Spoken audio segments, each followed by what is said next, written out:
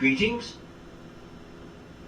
welcome and hello. We are the Ministry of the Real Truth, and we are going to look deep into this particular book again, titled Maori Symbolism by E.T.A. Rout, and the evidence of tohunga or mystic, Maori mystic, Jehovah, Te Arawa, who risked his status to bring the sacred teaching of old, etc. to all. New Zealand, especially Te Arawa, iwi, or the Te Arawa tribe, also known as the Ihoa. This is your religion, according to this woman, and the evidence brought by Jehovah Te Arawa related to her in Arawa noble.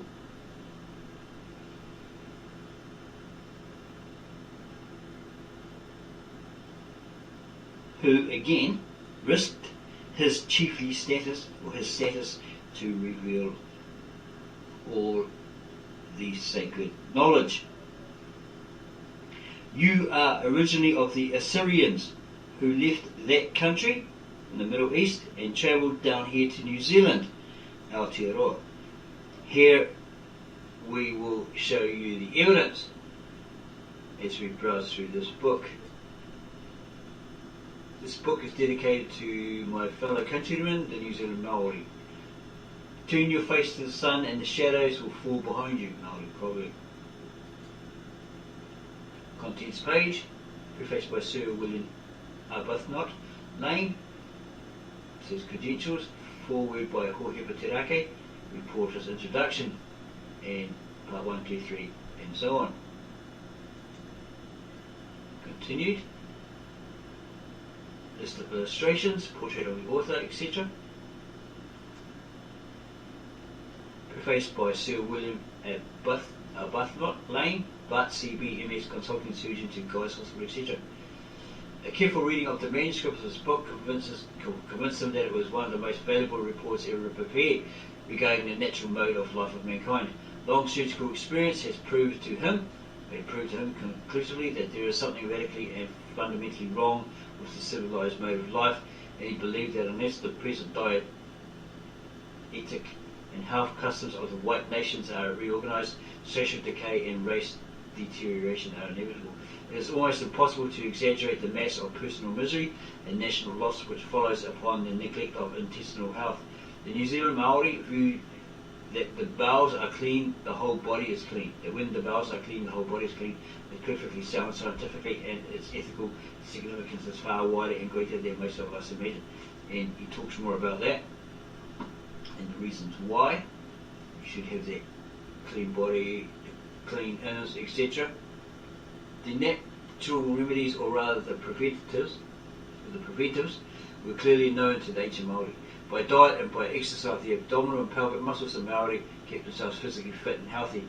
If the so-called civilized nations of the present day could be persuaded to adopt the Maori diet, abundance of fruit and vegetables, course meals with occasionally a little fish or bird, this particular person believed most firmly that the cancer problem among white nations would cease to exist. There was no cancer among the New Zealand Maori or any other native race, so as long as they lived their own natural life. And he continues with that. Here's a foreword by the tohunga, Jehovah Te Arawa. In ancient days it would have been a crime to publish the sacred knowledge of my race, or his Maori race. And for such an offence a chief would have been stripped of noble rank. But in the course of his travels he had found that the people of all civilized countries regard the New Zealand Maori as a native, i.e. a savage. The English may talk of him as a fine man, but in their hearts they consider the Maori an inferior and a member of a backward race. It is desirable therefore to establish the facts of Maori culture. And he goes into that further.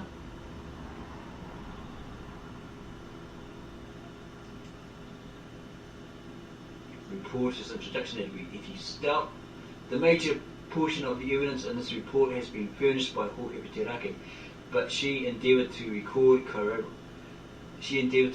corroboration wherever possible, and herself selected the illustrated matter.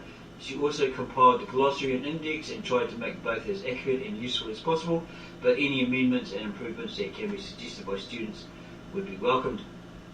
The object of publishing this report was to preserve permanently some of the world's sacred legends, similar to those which have perished in the sagas and other lost and forgotten oral traditions.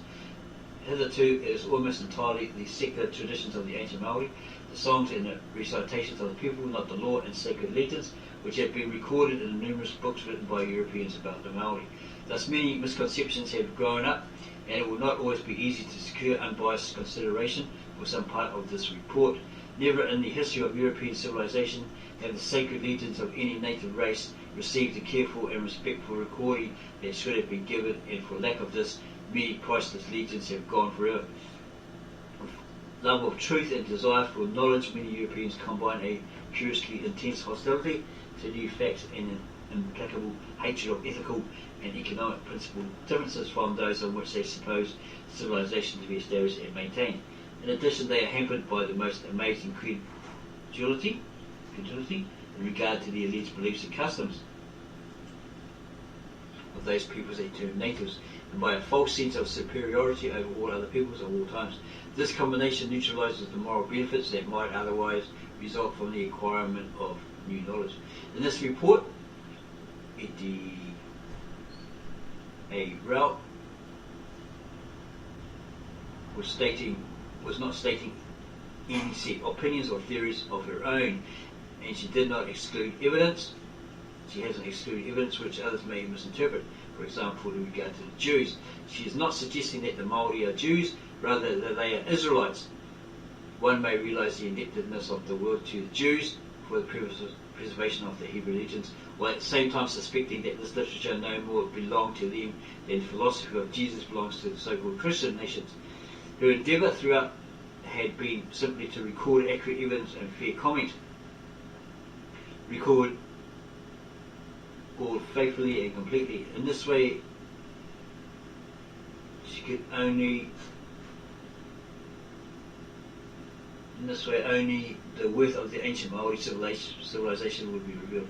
And certainly she hoped in her day that this report would do something to counteract the many foolish and disgraceful untruths through which Maori culture has hitherto been so deplorably misunderstood. She also felt that the method of correct reporting would best aid scholars and scientists in the comparative study of mankind, and best aid the medical authorities who are endeavouring to benefit the health of Europeans by making known to them the superior hygienic wisdom and health practices of native races. But most of all, her desire as a New Zealander, she's actually an Australian who came here, came to New Zealand, migrated here, has been to rescue from oblivion the sacred knowledge of her ancient Maori compatriots. In that day, the few unspoiled survivors of the ancient Maori nobility beheld the deterioration of their race, the crumbling of their customs, and the wreckage of their lofty social ethics and religion. Down the gulf of time, the ancient culture threatens to disappear. Not a year is to be lost if we would record what were the foundations of this life of the past. For the centuries to come will be increasingly less qualified to understand and appreciate the place occupied in the world of man by the New Zealand Maori, the bravest of all travellers, the greatest of all discoveries, and the most enduring successful of all nation builders. It is true that the sacred health law is recorded only in abbreviated written form, and that for the most part its preservation is dependent on recitation. But every etymologist knows that sound rather than spelling is the safest record. Further, to the ancient New Zealand Maori, such oral traditions were a sacred trust successfully transmitted from one generation to the next for thousands of years. The Maori remembrance in this respect is the noblest fulfilment of national obligation the world has ever known. Nowadays it languishes. In the few native reserves left to them in New Zealand, there are ancient Maori elders struggling valiantly to impress on the present generation the importance of still memorising the sacred legends, but these elders are slowly and tragically sinking into despair and death as the members of the present generation become increasingly Europeanised. The trained memories which were the trustworthy vehicle for so long are becoming fewer and fewer. Soon none will be left. For this reason, Te Arawa chose not memory but the printed report for recording this evidence and endeavouring to make it honourable, accurate and reverent. So she wasn't trying to pull a wool over anyone's eyes. No Hufflepuff of lies. The reporting of these legends had involved more than 12 months incessant work by her, and the revising and illustrating occupied a further period of 12 months, altogether some 2 years, in addition to years of study in New Zealand. And yet she recorded only a very small portion of the sacred legends of the ancient Maori, only as much as her limited funds permitted, and so forth.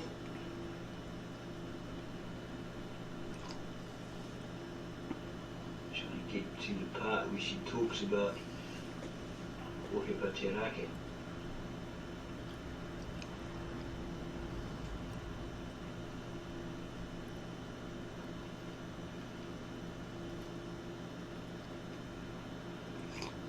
Maybe here we explained that in the course of this evidence several matters about marriage, civilization, etc. Go up a bit further. Maybe he explained that in the course of the evidence above, several matters had arisen which could not be adequately dealt with in this particular report without overloading the report with matter more in the nature of comment and evidence. The most important of these are as follows. 1. Vanished peoples. It is frequently alleged that the ancient inhabitants of East Island, Peru and elsewhere had vanished without leaving any trace of themselves beyond the megalithic buildings. These inhabitants did not vanish. They peopled Polynesia and the Americas long ages before these parts of the earth were discovered by modern Europeans. Their life symbolism they took with them, their deed, property, buildings and so forth, they did not regard as wealth and left it behind for the astonishment of those who have not yet learned to know and value life for themselves. 2. Sun cults. The sacred temples of the ancient Maori, as well as other buildings erected for sacred purposes, that is for religious and scientific purposes, were oriented at noon on the March solstice. You can look at pages 130 and 293 of this report, this book. The purpose was astronomical chronology, not superstitious magic or sun worship, whatever may be meant by that hackneyed and overworked term. 3. Megaliths. There were 2 methods of building and carving, these which, to the best of her knowledge, had hitherto been ignored by Europeans. 1. Cold casting in concrete, and 2. Hot casting or carving in molten lava. The latter method was not described to her by Te Arawa, but her previous knowledge of it was confirmed. And using wet concrete, the Stone Age man employed wooden moulds for the blocks forming the walls, etc. A suitable mixture of sand, sacred earth, cement, etc., etc. And continues from there.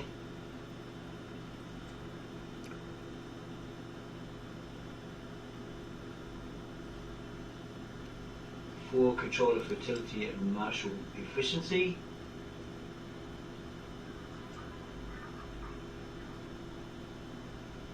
Etc.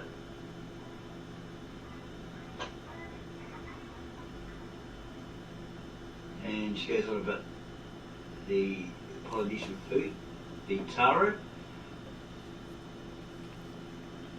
being traced from ancient Assyria along the following routes: westwards to Egypt, along to North Africa, down East Africa to Madagascar, along the south of Europe to Spain and Portugal, and down to the Canary Islands and Nigeria, across the Atlantic to the West Indies and tropical America. 4. From Peru across Polynesia to New Zealand. B. Eastwards. 1. To India, China, Japan and North South Asia. 2. To the East, Indies and New Guinea. 3. Across Polynesia, perhaps from East Africa and Madagascar, and down to New Zealand. She's given further details, and she goes on about the ancient American civilization.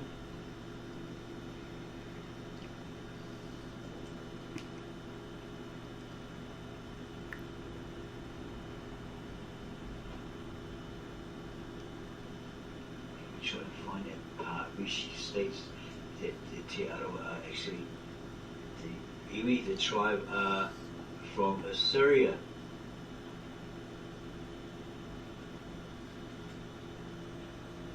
Origin and migration of the New Zealand Maori, part 1.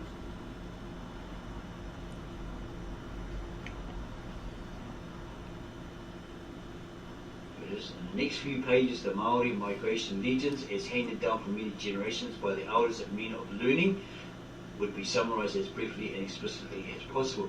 The Holy Land The land where mankind, Maori, was created was Assyria, or in the Te Arawa or Maori language, Ihoa, the land of Western Asia. When this land became overpopulated, different sections of mankind migrated in different directions. The white Maori went to the north, the black Maori to the south, the yellow Maori to the east, and the brown New Zealand Maori to the west. There were originally 12 nations or houses of the brown Maori in Assyria, all descended from Ha-Kopa, Jacob, and they first migrated to Egypt, where they built cities. After a time, they returned to Assyria, but a few generations later, they split into two parties. And there's some information here below. The New Zealand Maori often calculates in generations, but the number of years reckoned to a generation varies. There were 134 generations from the time of the Great Migration from Assyria to the time of landing in New Zealand, and they may be tabulated thus. Assyria to Mexico, 9 generations of 35 years each. In Mexico, 44 generations of 50. From Mexico to the departure from Peru, 37 generations of 50 years from Peru to New Zealand. 12 generations of 25 years in New Zealand. Te Rake was born in 1884, Uhupa Te Rake, who relayed all this knowledge to her. 32 generations of 40 years. So we have it there. You, Te Arawa Maori, you are from Assyria, or in Maori, Ihoa.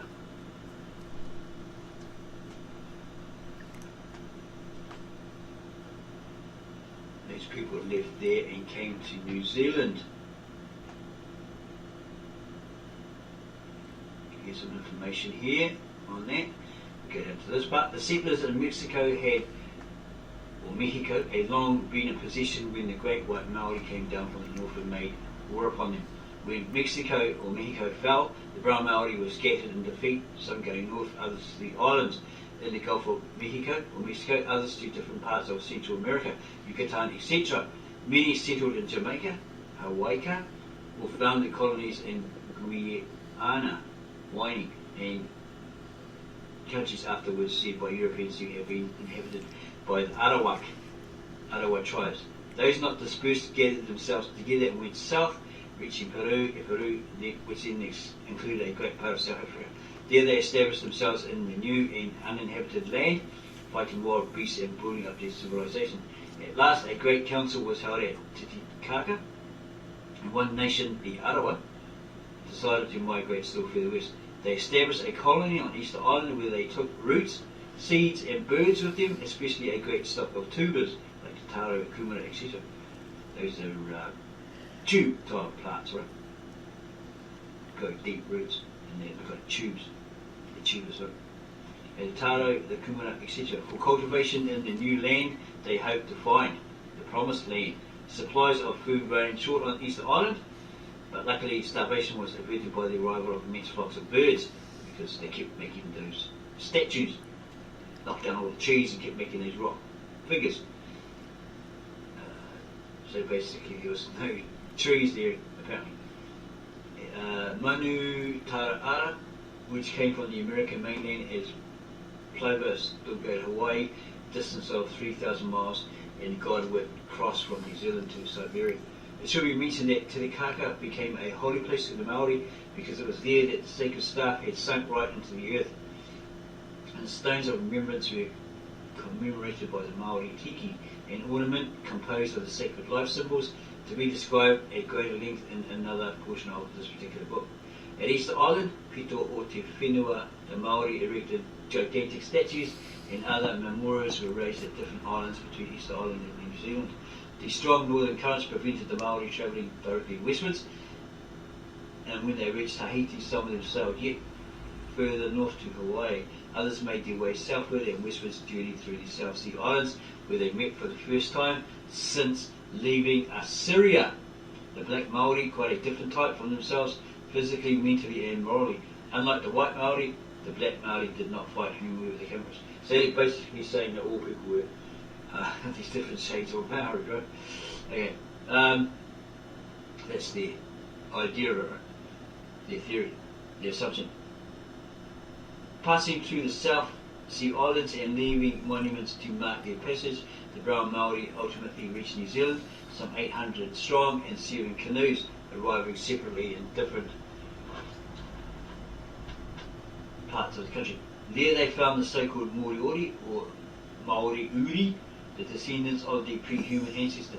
It was assumed that these people had migrated eastwards and were the children of the dawn, whereas the Maori had always travelled towards the setting sun and were people from the farthest. Okay, it has a footnote here. As there is some misapprehension regarding the canoes of the ancient Maori, the following description from Trigaeus Dictionary, Subvoc Arawa canoe, may be useful. This canoe is said to have been built in Ratana, a place on the other side of Hawaii.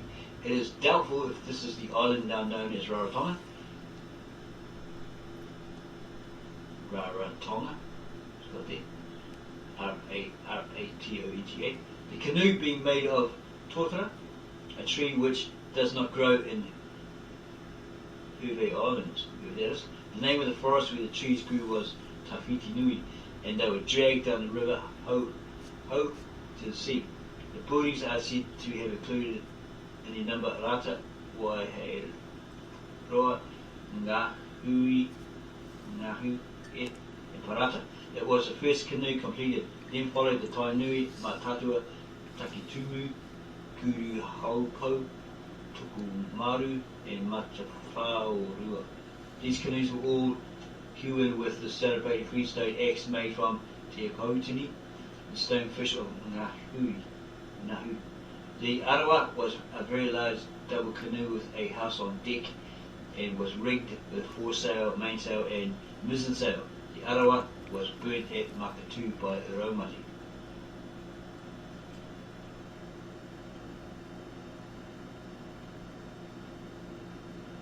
So, to cut to the chase, Te Arawa Ihiria, you are originally of the Assyrians who left that country and travelled down here, obviously different lands, etc., to New Zealand, as mentioned, different lands as mentioned. They travelled down here to New Zealand, Aotearoa, and that is the evidence that we've just provided. Somewhere along the way, you forgot that old way, perhaps, that old belief system, right?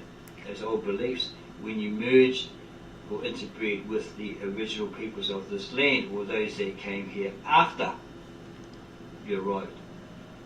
Again, here is the evidence as revealed and therefore written. So go back to it through us, through the Assyrian nation of today.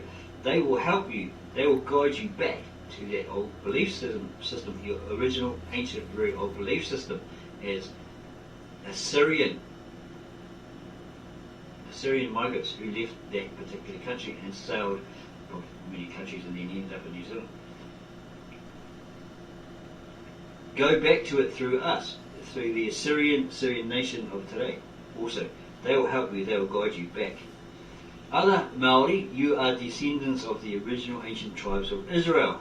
You are descendants who travelled down here to New Zealand, Aotearoa, and integrated with the original peoples of this land. There's a call for you to come back, return to that original, ancient, very old belief system, or religion that you once knew about, the ancestors once knew about. Those of the original ancient, very old Israelite religion, through their sacred books, etc. We can help you. These Jews, these Israelites can help you. Let us help you via our videos at the Ministry of the Real Truth, where we bring you the real truth, the whole truth, and nothing but the truth in regards to that original, ancient, very old belief system. For one of us, at the Ministry of the Real Truth, comes from a long line of Maori chiefs, prophetess, prophets, and other religious leaders, some not so popular, i.e. Brian Tamaki of Destiny Church, in New Zealand. For you are being called back to that original ancient, very old belief, that belief system that originally was yours. No, we are not trying to coerce you or try to convince you that you must now become a member of the US cult, the Hebrew Israelites, here in New Zealand, because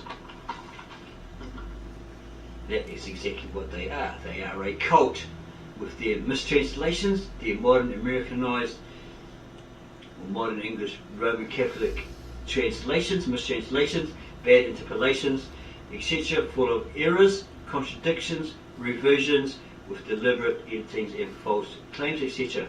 And they're being led by the text, not by the Spirit.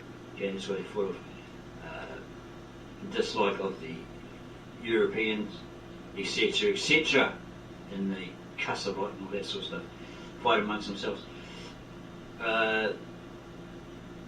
Te Arawa or Ihoa, this is your call to come back to your Creator, the one true God, that of the Assyrians that you once knew, i.e. Asher, Allah. It's nothing to do with the Muslim Allah. Okay, this is a triune God, Allah. El, it's the original name of God, or the Elohim, E-L-O-H-E-E-M, which is very different from the Hebrew Elohim. Joshua, or Yeshua Mashiach, or Jesus the Christ, Jesus the Messiah. Maori, you are descendants of the original ancient very old house of Israel. So again, this is your call back to your one true God, your belief system of old, the original ancient very old belief system of the Israelites of ancient days. We are the ministry of the real truth in New Zealand, and we bring you this message, Te Arawa, Te Ihoa, and the Maori house of Israel, right? Descendants of Israel, etc. Okay? Don't fall for this Mormon claim that you are of House of Jared or something like that, whatever they're trying to convince you with, because it's false. Okay? This is your original roots. Okay? We don't know about all tribes yet, but we're working on it. Maori, iwi, Maori tribes, where did they come from? Okay? But by the looks of it, you're all descendants of the original ancient very old Israelites. Don't be fooled by people telling you, oh, Moses sailed all the way down here to New Zealand off the Arawaks, and then he discovered these lost tribes of Israel. Don't believe that stuff, because according to the original scriptures, he actually died in the book of Exodus, etc. He was buried somewhere. The angel and the devil or something were fighting over his body, and God took him and hid him somewhere, something like that, according to the scriptures. So don't fall for that sort of garbage. Okay? Trust us, the ministry of the real truth, as we bring you this message and videos to you exclusively. We don't try to put it all over your eyes, no huff or puff or other rubbish. We bring you the real truth, the whole truth, and nothing but that truth. So if you enjoyed this video, found it very eye-opening and interesting, then subscribe to us, the Ministry of the Real Truth.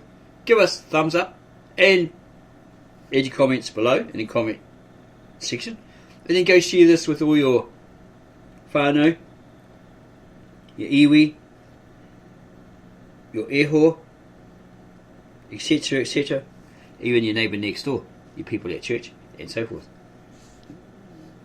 They will find this very eye-opening and interesting as well. And then you can have a look at our other videos. Here's the original ancient Aramaic book of John. This is from the original ancient, very old, hidden and preserved manuscripts of the disciples of Christ and the Apostolic Orthodox Assyrian Catholicos Church of the East.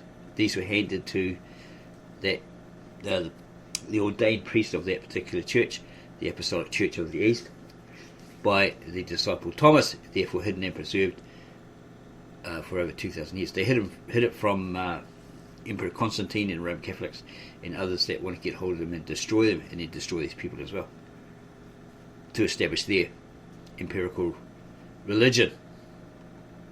Yeah, and you can watch this one just as Egyptian as the Kemits. That, by that we mean those on the Sarneta Live TV. We did put a comment up there. So, hey, has anybody read the book of Gerald Massey, the Book of Beginnings, Volume 2, because he's compared the Maori language with the Egyptian language, ancient Kemet, Egypt, and he's written some stuff about it, and obviously they didn't want to take note of that. Okay, here's another one. Greeks and Egyptians discovered in New Zealand. Yeah, take it with a cup full of salt, because the person who brought this may have been verified as fraudulent or something like that. In the Assyrian-Egyptian roots of the Welsh, these Assyrians fled and went to Wales and thrived there. So again, if you like this video, give us a like, subscribe to us, Ministry of the Real Truth, add your comments below, and then go share this with all your family, friends, and others that you know. Ka kite. Sayonara. Auf Wiedersehen. Goodbye.